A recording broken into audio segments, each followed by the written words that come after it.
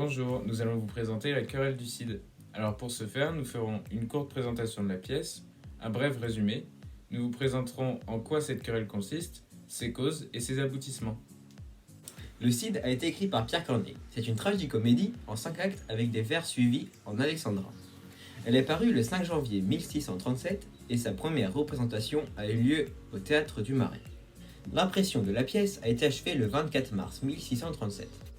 Elle a remporté un énorme succès. On a donné 3 représentations à la cour, 2 à l'hôtel Richelieu et une traduction anglaise paraît avant la fin de l'année 1637.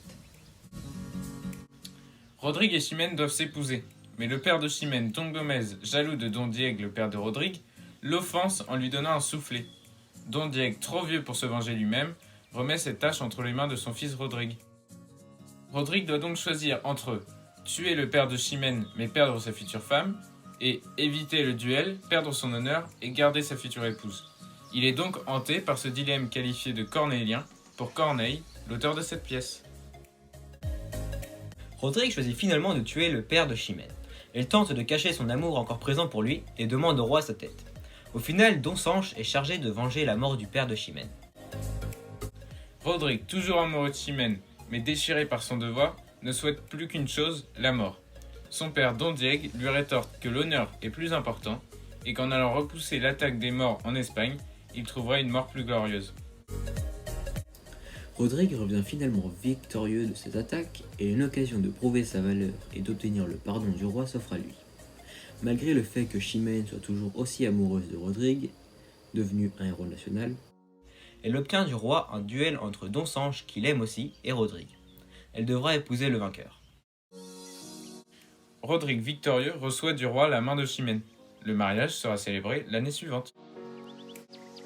Malgré le succès de la pièce, Jean Marais et Georges de Scudéry, 2 dramaturges, ont attaqué Corneille en l'accusant de ne pas respecter les règles du théâtre classique, entre autres celles des 3 unités.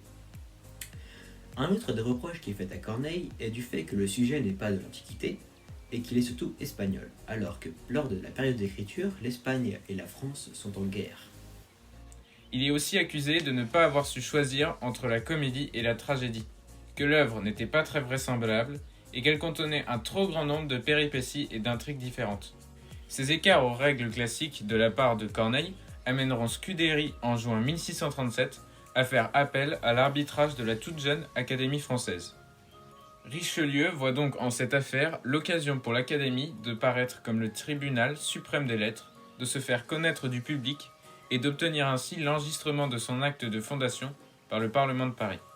En décembre 1637, l'Académie présentera finalement un texte nommé « Les sentiments de l'Académie » sur la tragicomédie du Cid, dans laquelle elle donne raison à Scudéry sur la question des règles, même si elle reconnaît à la pièce un agrément inexplicable et contient un certain nombre d'observations de style. Suite à des contestations de Corneille, cet adversaire l'attaque à nouveau, mais Richelieu donnera l'ordre d'en finir. Il exigera des adversaires de Corneille qu'ils mettent fin à la querelle. À la suite de celle-ci, Corneille décide de dédier le Cid à Marie-Madeleine de Vignerot, nièce du cardinal de Richelieu, en hommage à la protection qu'elle lui apporta contre les détracteurs de cette pièce.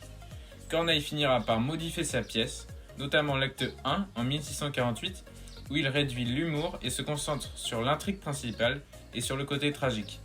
C'est en 1661 que la version définitive est imprimée. Nicolas Boileau résume à sa façon la querelle du Cid en 4 vers. En vain contre le Cid, un ministre se ligue. Tout Paris pour Chimène à les yeux de Rodrigue. L'Académie a beau le censurer, le public révolté s'obstine à l'admirer. Corneille finira par dire à la mort de Richelieu « Qu'on parle mal ou bien du fameux cardinal, ma prose ni mes vers n'en diront jamais rien. Il m'a fait trop de bien pour dire du mal, il m'a fait trop de mal pour dire du bien. » C'était La querelle du Cid par Simon et Malo.